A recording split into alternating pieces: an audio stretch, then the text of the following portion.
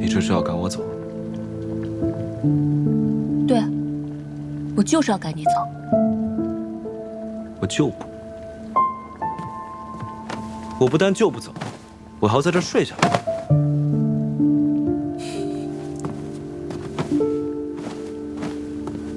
殿下今晚就算不愿意走也得走，我今天晚上不想再睡不好了。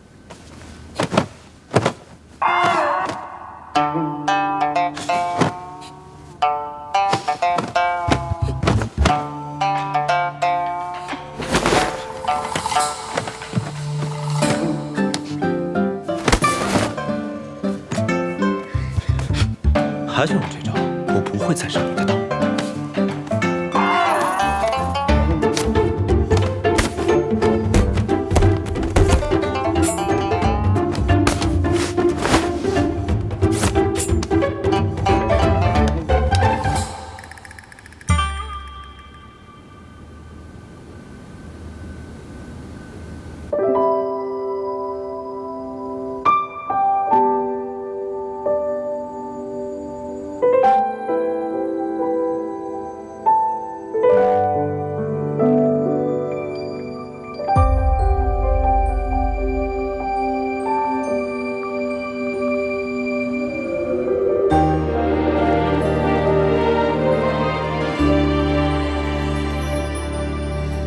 命定的缘分，却错位的身份，无尽的安然，想逃离这纷争。默契的信任，隔绝了缘与恨，只属于你我这漫天的缤纷。 你是最初的期待，心亮起来；你是最终的答案，无悔无言。想说的话汇成画卷，一卷一卷。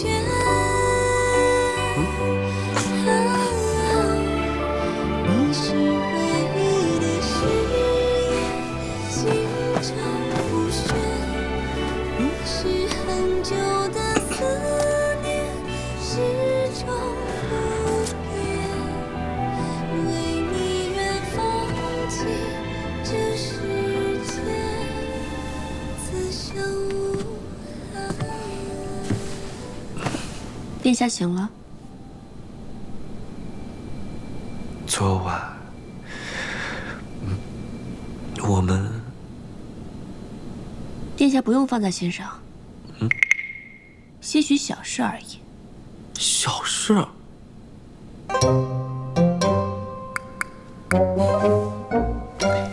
我就照实跟殿下说吧。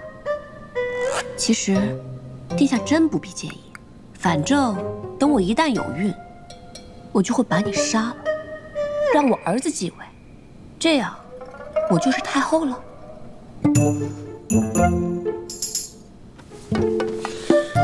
怎么，殿下又觉得自己上当受骗了？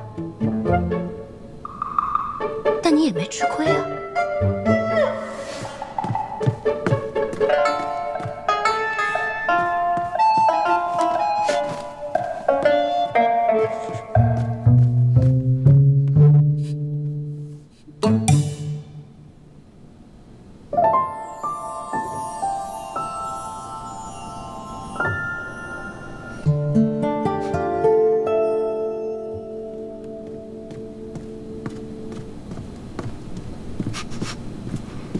殿下，殿下，来了啊！一早传召，不知有何事？哦，那穆仙鹤的事，打听的怎么样了？他并没有遮掩自己的行踪，只是这个人呢，疏懒张狂，无论什么达官贵人，或者是一掷千金，他都不为所动的。看来这位穆仙鹤。 想要打动他，绝非易事。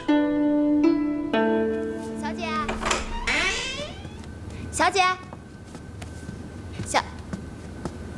哎，小姐，你怎么突然穿成这样了？哦，我想着你说接触的事情有些眉目，那今天正好可以去追查。哦，是有一个接受人打扮成西凉行商的模样，最近都有在出入西长京，据说是接受首领乌洛的亲信之人，但是这个消息也不确定是真是假。还是要亲眼见一下这个人才好。真的吗？难怪今天太子妃娘娘这么早起，是自己梳妆的。我给太子妃娘娘奉茶，看得真真的。她虽然用脂粉遮掩，可她那脖子上好几处呢。唉，留香殿的不良帝只怕是要气死了。眼见他是先进的东宫，谁知太子殿下连眼角都不曾瞥他一下。一个是硬塞给太子殿下的，一个是太子殿下心爱的人，那能一样吗？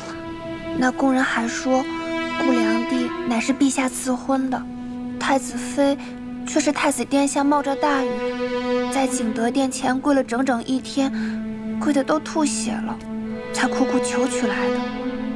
一个是硬塞给太子殿下的，一个是太子殿下心爱之人，那能一样吗？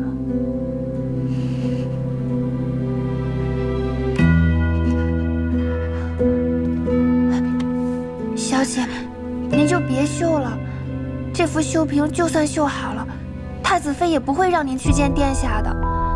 他那么霸道的一个人，天生的殿下又这般宠爱他。住嘴！是，良帝，只是良帝还是应当尽快想办法才是，否则太子殿下真的不会再来了。我叫你住嘴，听到没有？小爷爷来消息催良帝，希望良帝尽快。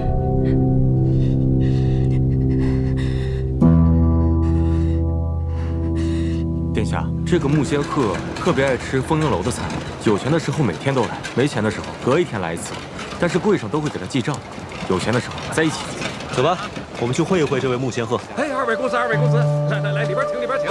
楼上的雅座啊，都给您准备好了。将橙子挖空，填入蟹肉、蟹黄、蟹膏，再封上橙鸡，蒸1克，立时端上。嗨，今日最好的蟹啊，足有7两，先包4只，客人觉得如何？不错。客人这吃蟹的法子新巧，厨房没有做过。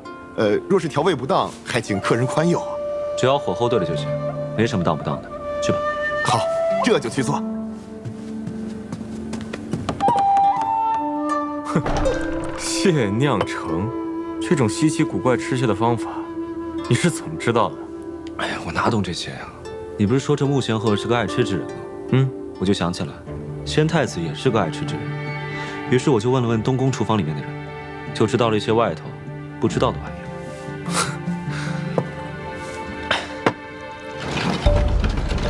小姐，那个扮成行商的，今日就在这儿喝酒。二位吃的可好？以后常来呀。好，哎，二位，里边请。不了，楼上要个雅间。啊，好，那楼上请。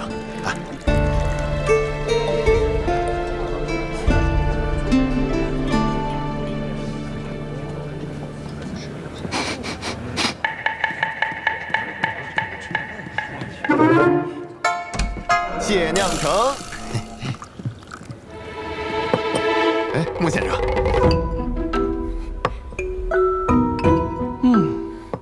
这蟹酿橙好香啊！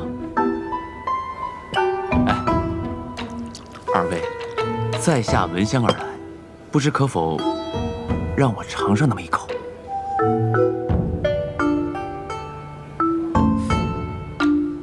就1口。穆先生，这是客人的。无妨。这位是穆先生是吧？哎，相逢即是有缘，那这蟹酿橙就让你一份。那我就不客气了。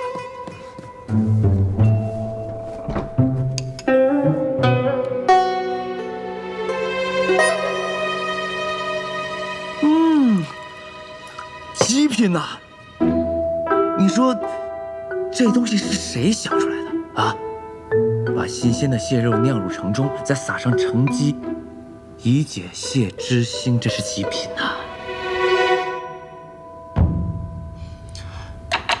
你们二位应该姓裴吧？不对，姓李。也不对，你们姓顾。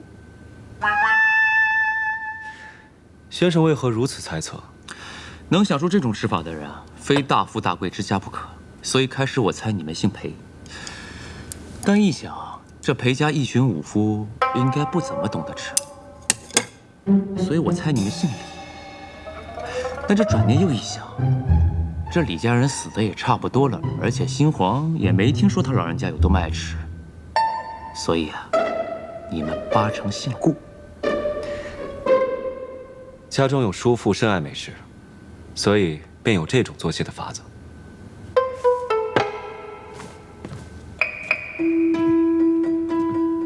那你这位叔父一定养了几个好厨子，对不对？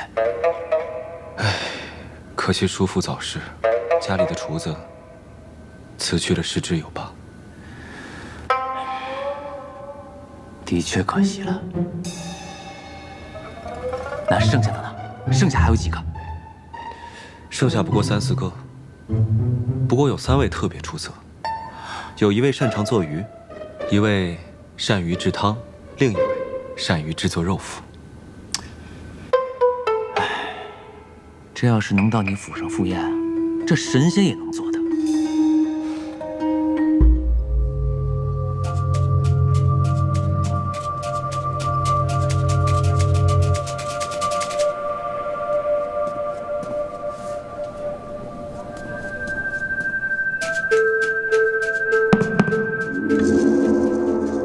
小姐，刚刚那个行商是不是接硕人？嗯，那是乌洛的堂弟，叫乌延。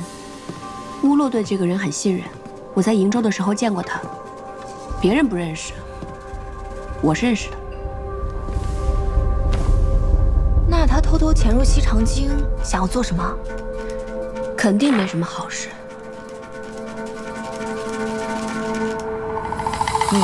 好吃好吃，这厨子手艺真不错。那多谢二位款待，在下就告辞了。再会。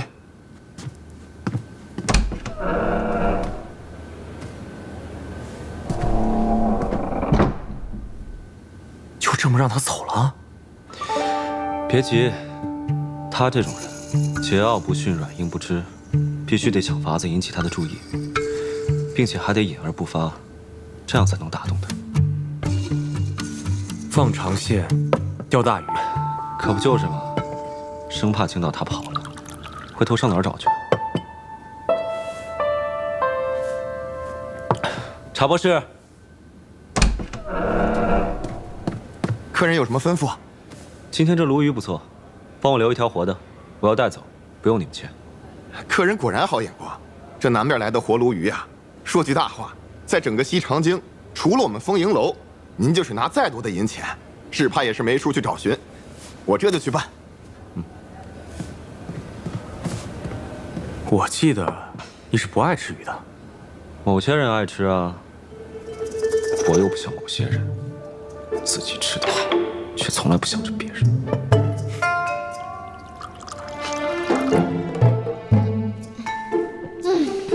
这顿饭吃的可真是太饱了，还是外面的东西好吃啊。就是啊。两位客人，适才两位说要加一条鲈鱼带走，回家做鱼块。不用你们切啊，我们自己带回去切。对。可初夏呢，只有一条鲈鱼了，而另一位客人呢也十分想要，就问能不能多出1倍的价钱，请将这条鱼让给他。不行，这条鱼是我先点的，得归我。什么？加钱也不行吗？这客人说是他先要的，不肯相让。这样吧，你带我去一趟，我同他们说。哎，好。两位客人，这位想要鲈鱼的客人真的十分诚心，前来亲自相求。两位客人，我知道不应该夺人所好，但两位若是肯将鱼让给我，我愿意代付2位酒宴的账，并再送上一笔银钱。家中娇妻甚爱此物，若不能将鱼带回去的话，只怕回家要跪算盘。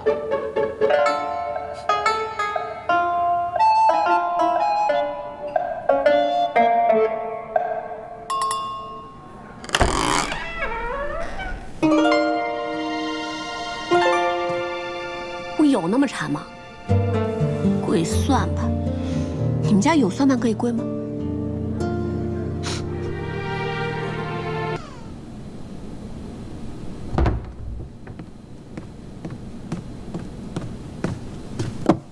梁帝，这是夫人叮嘱让我给梁帝送来的。夫人，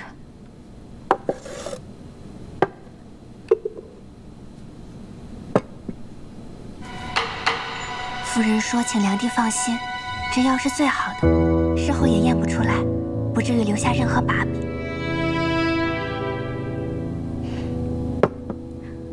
不行，殿下是何等精明心细之人，若是这样做，只会让他更加厌弃我。夫人说，梁帝不必瞻前顾后，家里人包括相爷都是这个意思。说是梁帝无法在东宫站稳脚跟，那相爷就白费了这若多力气。能不能令未来天子称一声阿翁，全看梁帝了。此举不异于自毁长城，我说不可就是不可。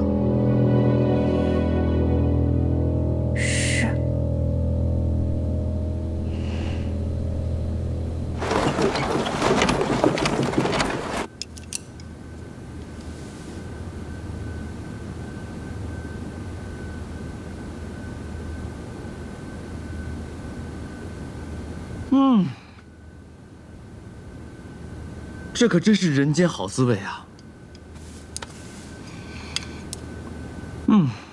你说你叔父家厨子只擅做肉脯，我看这话过谦了。这肉脯难道不难？难的是五味调和，这可是绝世之才啊！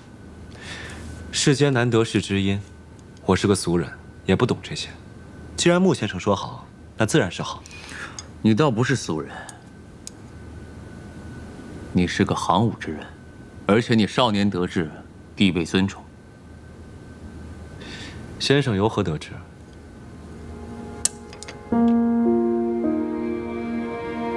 你左手虎口，右手拇指、食指都有茧，说明你常年持弓，善于骑射。你虽然身着便装，也没有佩剑，但你的坐姿随时保持着可以拔剑的姿态，说明你十分警醒，是个行武之人。 那又为何说少年得志，地位尊崇呢？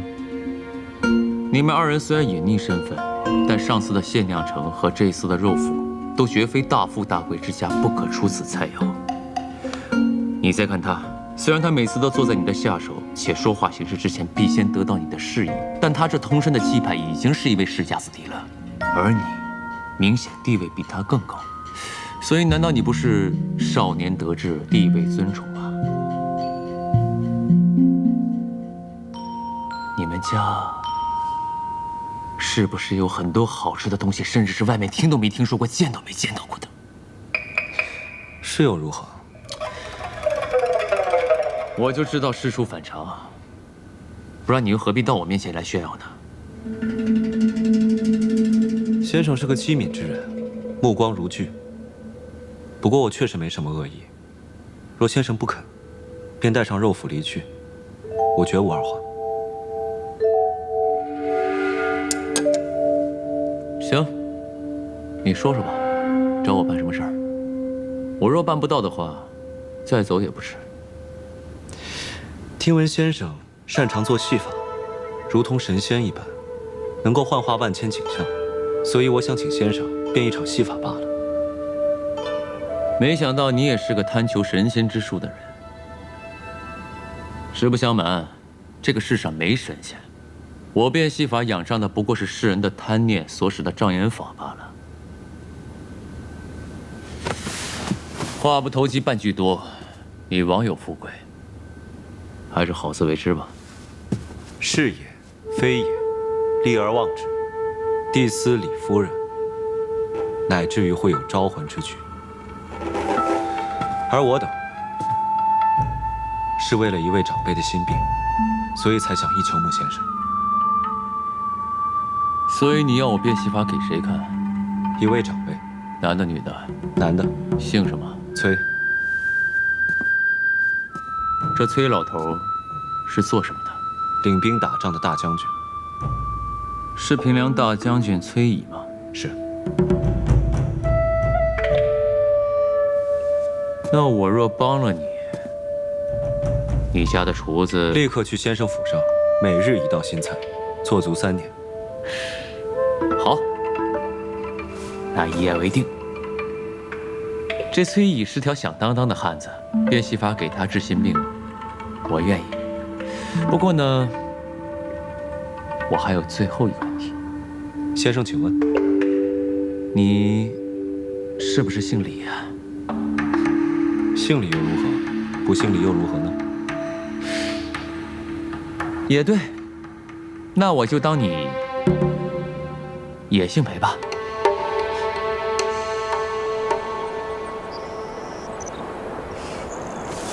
你怎么啦？我总觉得十七郎有事瞒着我。你忘了上回你是怎么安慰我的？咱不是说好了吗？他俩之间的事情，有时候我们就不应该过问太多啊。可是他现在去哪儿都不带着我，有时跟小裴将军出去都匆匆忙忙的。那你是觉得殿下不带你出去，不告诉你，是因为他不相信你吗？不会的，他绝对不会不相信我的。那不就得了吗？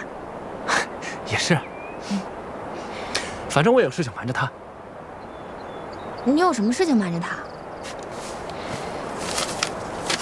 这是什么？那，这个呢是西市的一间铺子，地方我反反复复看了很久，也叫了牙子去长眼。虽然地方不大，但是位置特别好，来往人特别多，特别适合做生意。你之前不是说你想要开一家店铺吗？我就给买了下来。这也太好了吧！哎，不对啊，你不是把你所有的银钱都给了我吗？你哪来的银钱买这铺子啊？十七郎大婚给我们发了不少如意金钱，我就用它买这个铺子了。你怎么不声不响，干了这么大一件事情？桃子，你看，太子和太子妃都已经大婚了，你啥时候嫁给我？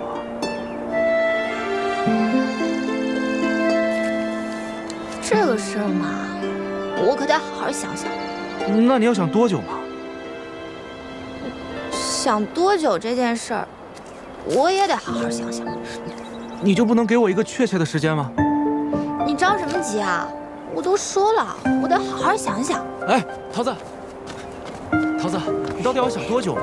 桃子，你就不能现在回答我吗？当然不行了。哎，桃子。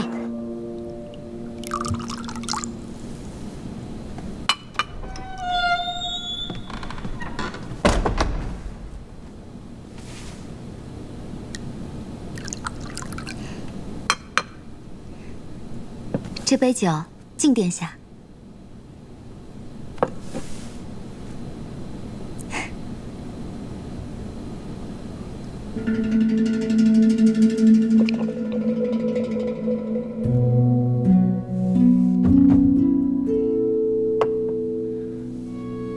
这酒烈得很，你不要再饮了。是。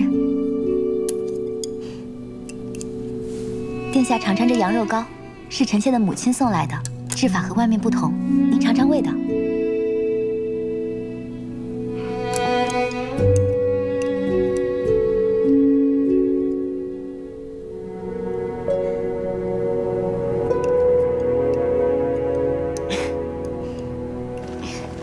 那你怎么跟耳朵说的呀？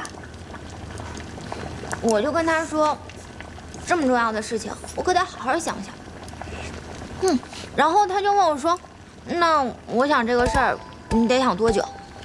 我说：“那这个事儿我也得想想。”你笑什么呀？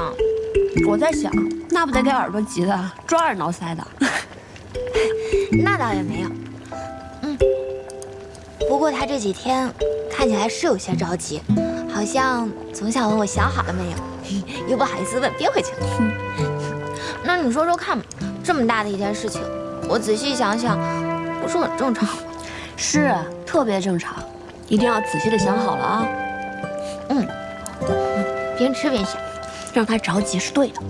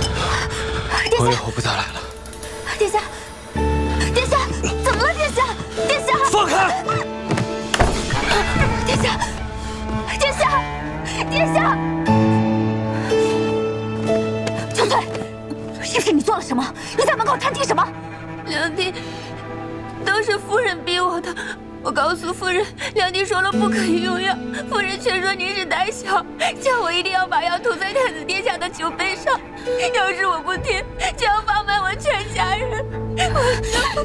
愚蠢至极，愚蠢至极！你们这帮蠢货，你们这是害得我连唯一的指望都没有了。如今我是一败涂地，一败涂地。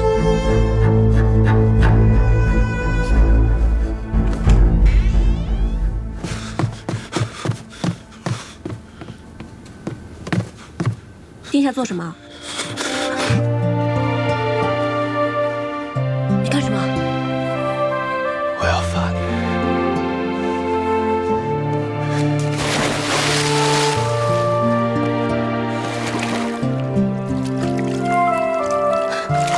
干什么？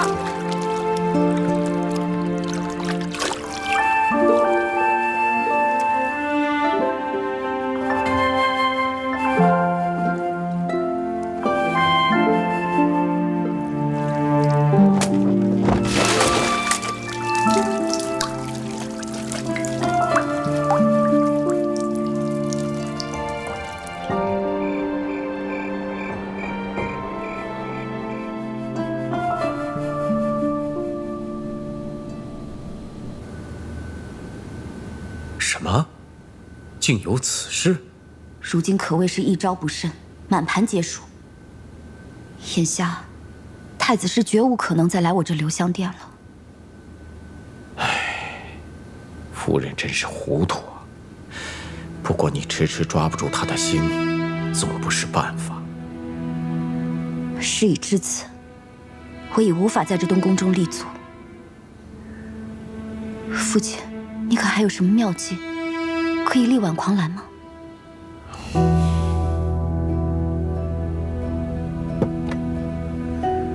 为今之计，只有釜底抽薪了。父亲的意思是？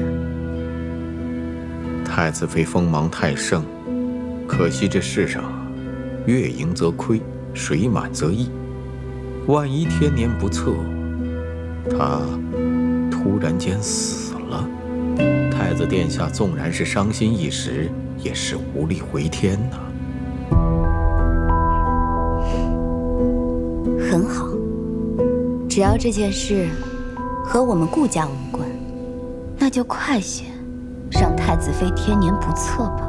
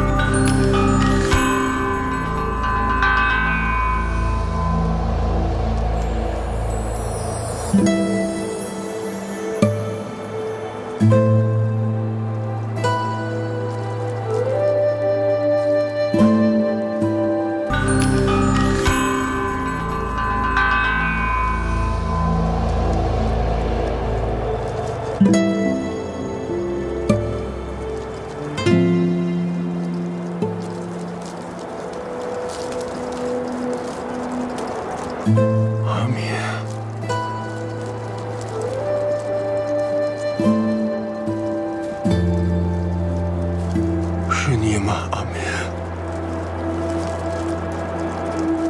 阿明，真没想到还能见到你。这是梦吗？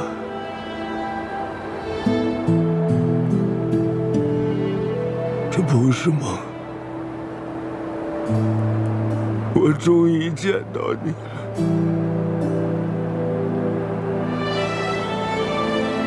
你心里怪我吗？怪我没来得及回来救你。你不怪我，可是我心里头，我一直怪我自己。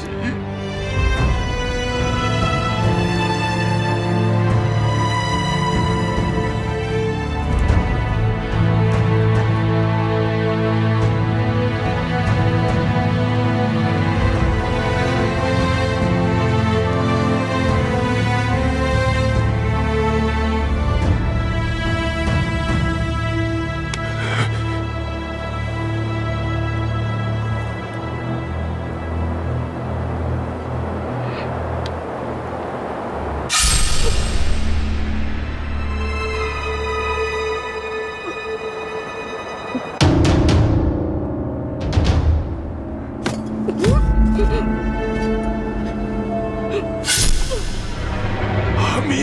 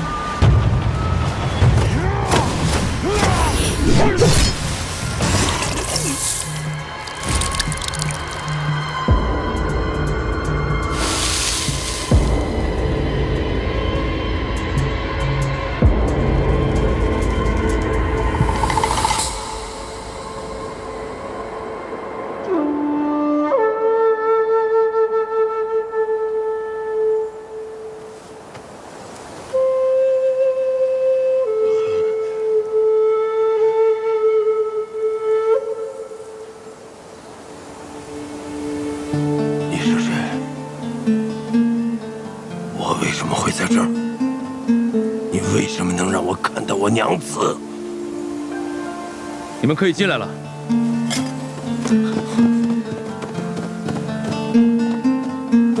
大将军，你怎么在这儿？阿英呢？大将军，您的病好了，您能认出我们吗？太子殿下一直想办法，想给您治病。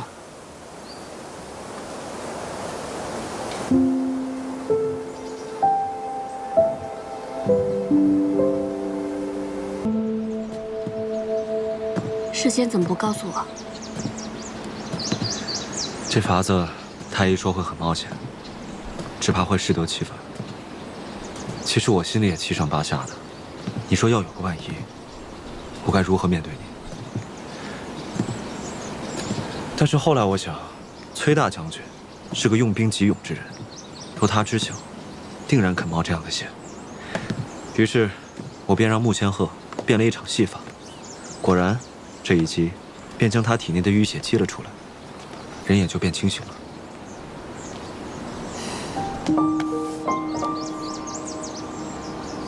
17郎，谢谢你。我辛苦这么久，你只说一句谢谢吗？那我要怎么谢谢你啊？现在还想不出来，可能再过几个时辰，我就想出来了。你说呢？这次一定要好好谢我。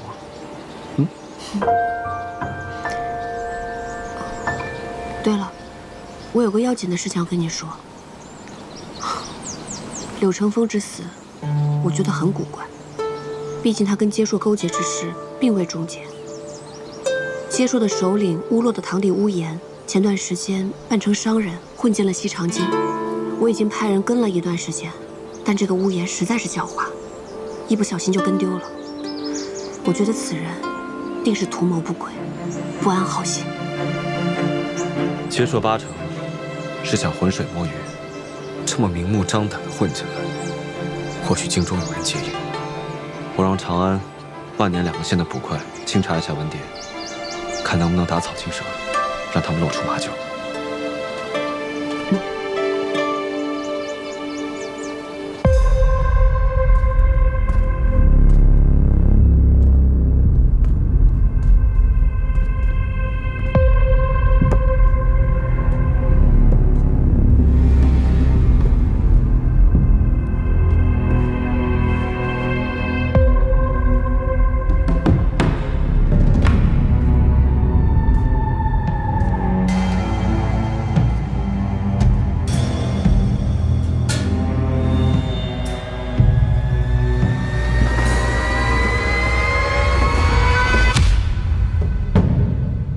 之前你遣人来接头，说你不想通过柳成风在中间递话，所以你是亲自来见我了。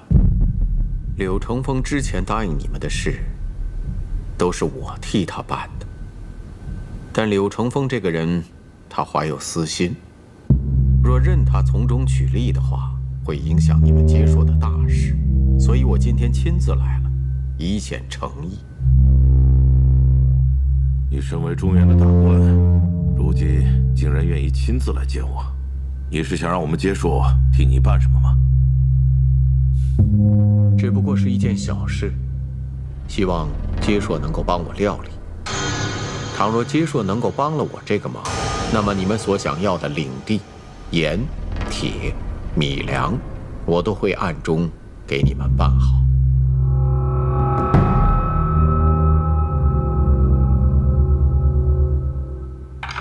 什么事？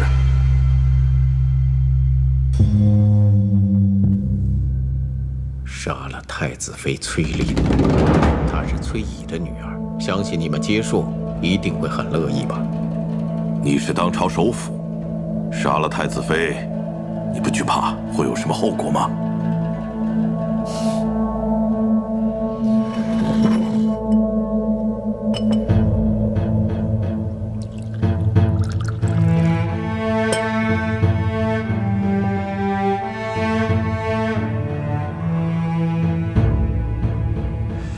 乌延大人不会失手吧？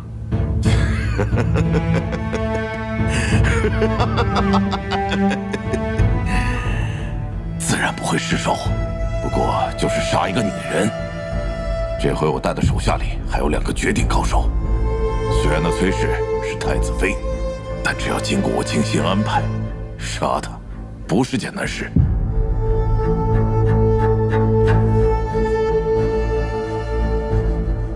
好，那么从今日起，我与接硕便是盟友了。接硕所求，我一定会尽力；但我的所求，也希望接硕能够尽力。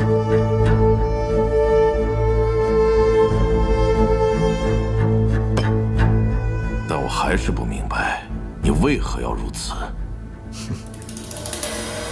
世人眼中，首辅位极人臣，富贵已极。但前任首辅又如何呢？办完了治水征西2件大事之后，累出一身病来暂且不说，还闹得君臣不和，最后落得个身败名裂的下场。家族子孙都发回原籍去种田。唉，当今天子是个糊涂的君王，昏懦无能且没有主见。我虽为相，且女儿在东宫做良帝，可是我们顾氏合族的荣宠前途，总不能寄托在这样糊涂的君主身上。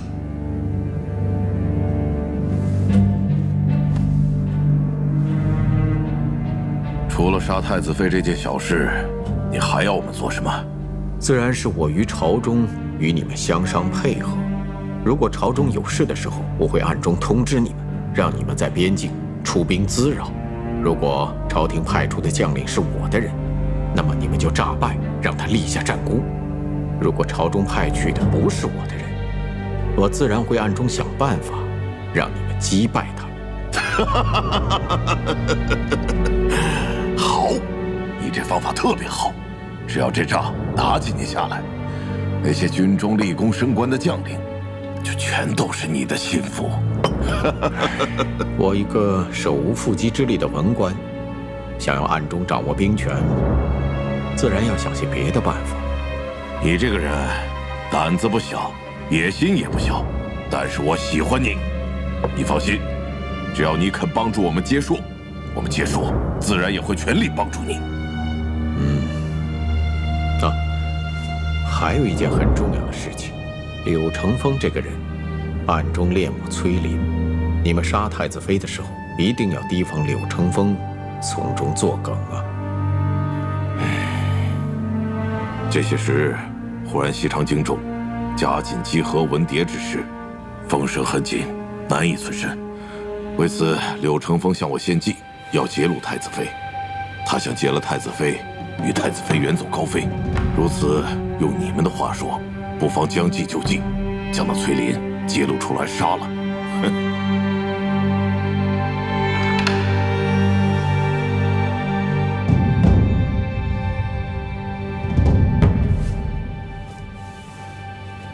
自从返回中原啊，我这心里从未如此畅快过。如此，尽可以利用乌洛，只要带走阿莹，我便可和她远走高飞。往后，就远离这一切纷扰。靖公子，达成所愿，顺心如意。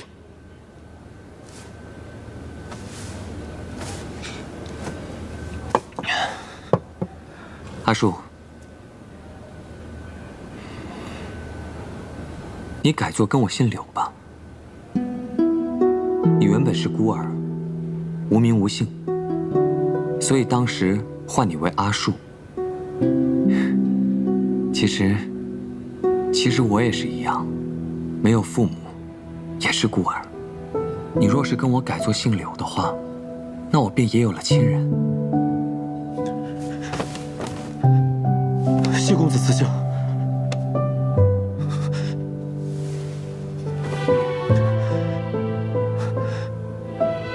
柳树，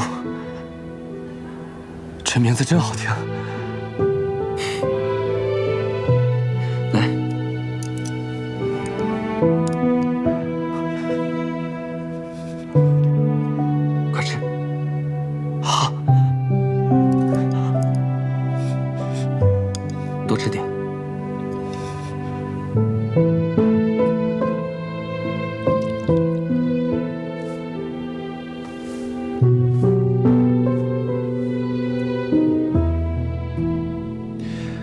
我想请岳父大人到青云观去住，那里十分清静，又有亲兵护卫。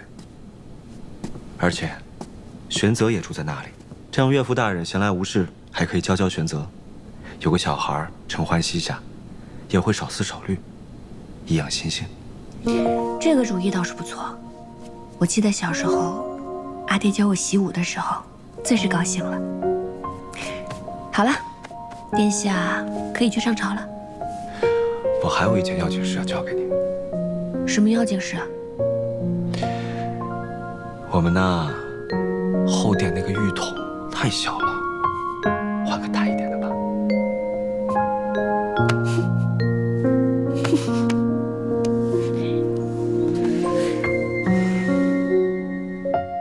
好了，该去上朝了。不上了。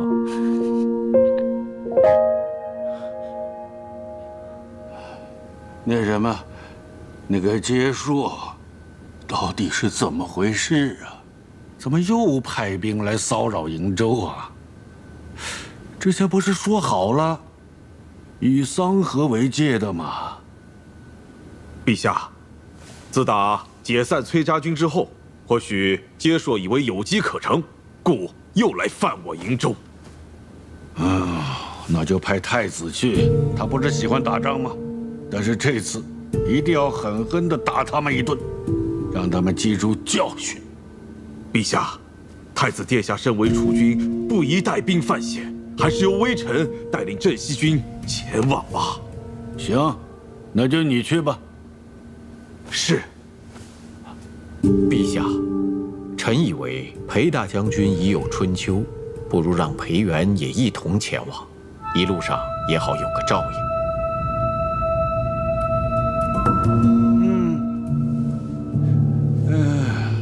顾相说的有理呀，这当父亲的年纪大了，可不得儿子照应一下吗？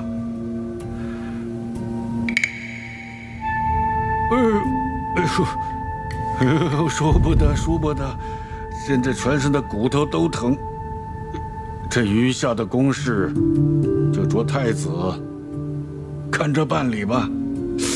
哎呦，哎呦，哎呦，哎呦，是。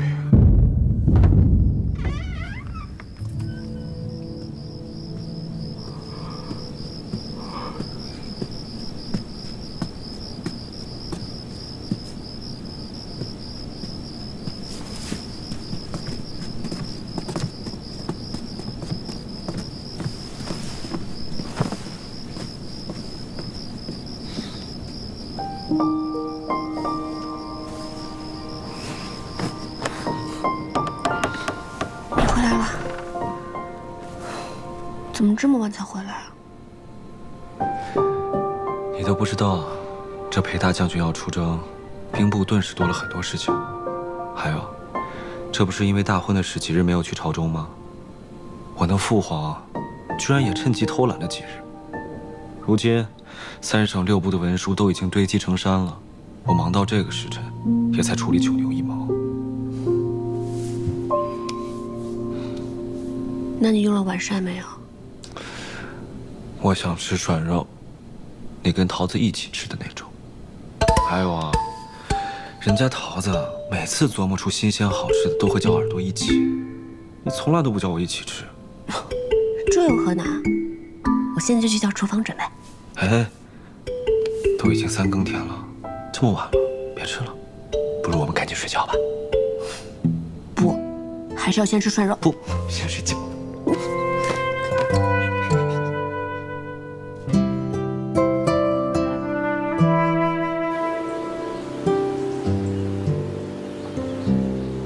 您就是传说中的崔大将军吗？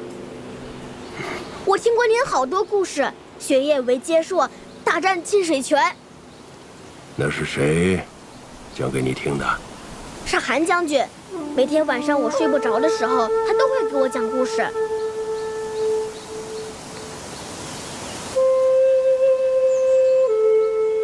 崔大将军，您的刀法天下闻名，韩将军教过我一些剑法，我能跟您学刀吗？自然可以啊，来，看好了。好，来。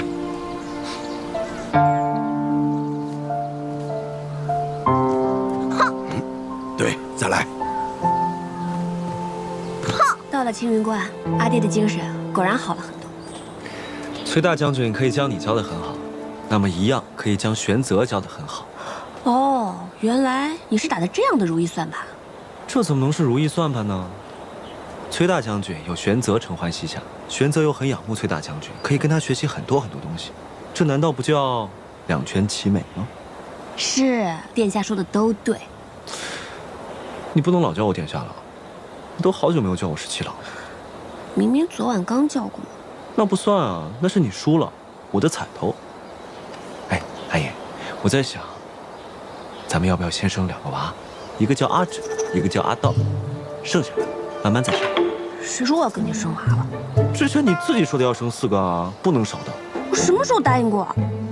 你出尔反尔，说话不算数哦，又会算盘的。你昨天自己定的规矩。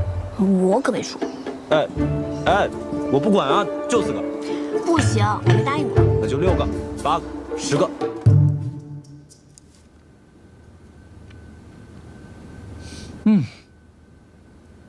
这丰银楼的制肉啊，真是百试不厌。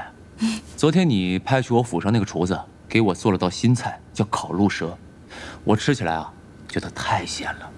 但今天一吃这制肉啊，就觉得不相上下。穆先生为了家父的病十分费心，这杯酒是我们敬您的。哎，客气了。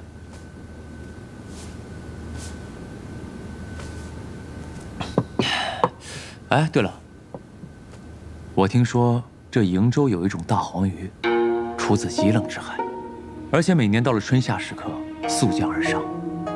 这黄鱼鱼刺十分美味，哎，可这么多年啊，我还从来没吃过。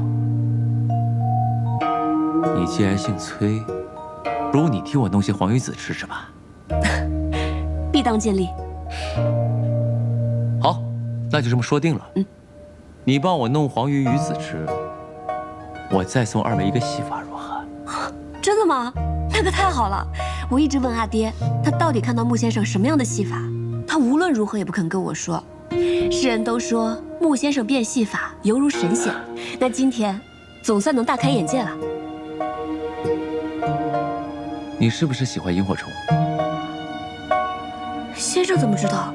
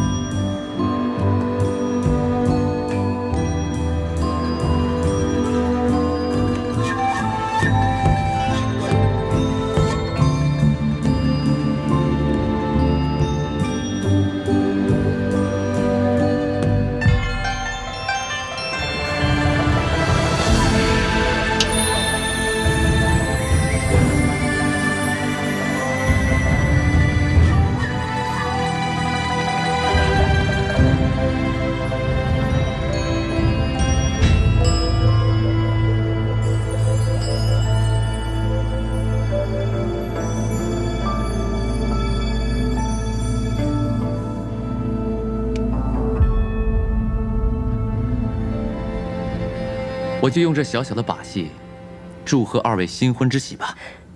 多谢穆先生。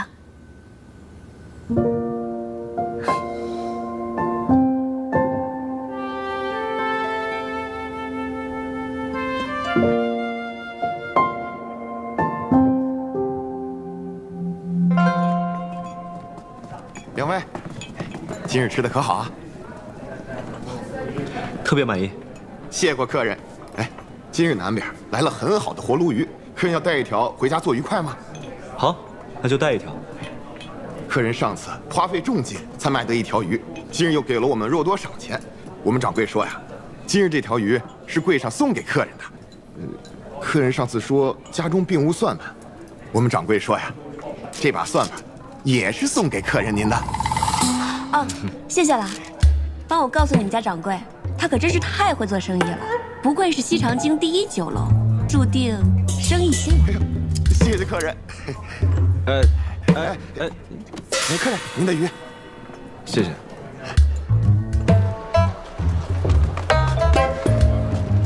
给你算盘你就真要啊？咱们家确实没有算盘嘛。再说了，人家特意送的，不收的话岂不是失礼啊？那你打算拿着算盘做什么呀？何必明知而故问呢？当然是以备不时之需啊。你怎么会有不时之需啊？我当然没有不时之需了，我是怕你有不时之需。你这么狠心吗？这可是算盘。有人说了，他的娇妻动辄就让他会算盘，与其枉担了这个虚名，还不如名副其实。我说笑的。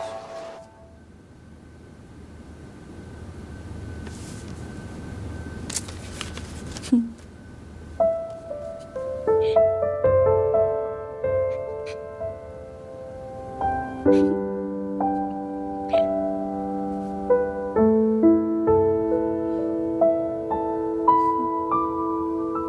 姐，啊，小姐，桃子，小姐，有件事，我想我必须得跟你说。什么事啊？咱们崔家军现在已经陆续裁撤完毕，留在瀛州等待裁撤的不过数百人而已，皆说犯境。朝中竟命裴大将军带着镇西军的人前往瀛州，并严苛县令，让这数百名崔家军将士即刻卸甲，至贝州修筑水渠。据说这贝州官吏十分严酷，对待咱们崔家军的将士如同犯人一般，不仅克扣饮食，动辄还棍棒相加。这些人实在忍无可忍了，于是公推了一名谭副将，从贝州一路逃到了西长京，想要见一见大将军或是小姐。这件事情不要让父亲知道。是。这个谭副将现在身在何处？他是逃出来的，身上还有伤。到了西长京以后，一直在我们崔府附近徘徊。那日我回府里取东西，他认得我，跟了我好长一段路，见我身旁无人，才敢悄悄上前同我说话的。我认得他是从前左营的副将，只是跟从前比，实在是消瘦憔悴了不少。想必这一路定是吃了很多苦头的。他没有文牒，也不敢住店，说是这几日只能在城外的破庙里容身。小姐，我们要不要把这件事告诉殿下？不，这件事情事关撤裁的崔家军，不要告诉殿下，免得他为难。这样吧，你约一下这位谭副将，去丰盈楼，然后咱们两个人假装去吃酒，先见一见他，然后问清楚贝州到底是什么情况。好。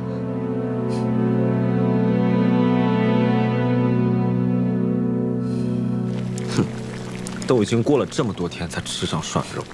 殿下每天回来我都说可以吃，是你自己非说太晚了不能吃。确实太晚了嘛，哪有3更半夜吃涮肉的呀？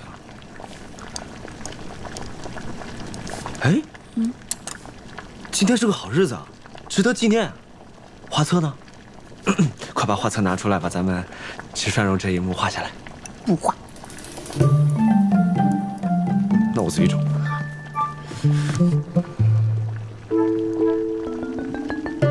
那就是不在这边了，那应该在那个方向。不准拿！哎呀，不，我就知道，不给，不给，不给。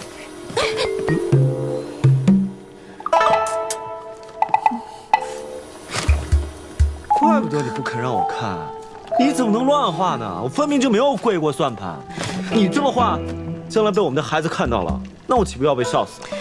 你现在没有跪，不代表你以后不会跪啊！我这叫未雨绸缪，啊不，未卜先知。你这叫颠倒黑白，不行，这也得撕了。不能撕，我就撕，不能撕，我好不容易画的，就撕，你给我，就撕。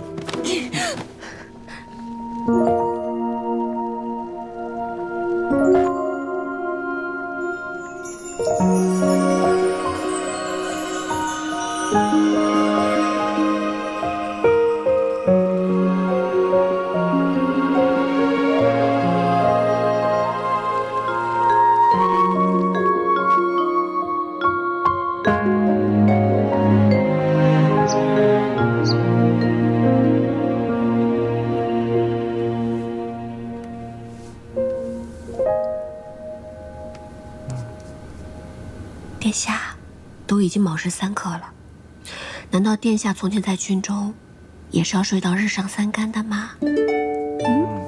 让我再睡一会儿。快起来了，不要让朝臣们等着。来，起。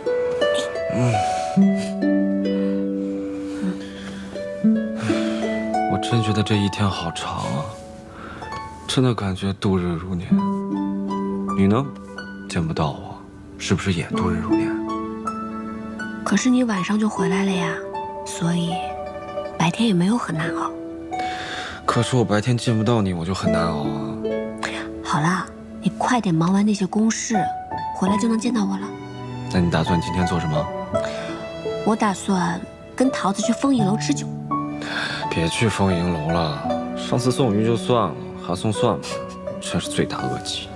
好了，赶紧起来更衣了。等你抓紧忙完那些公务，一眨眼的功夫就能见到我了。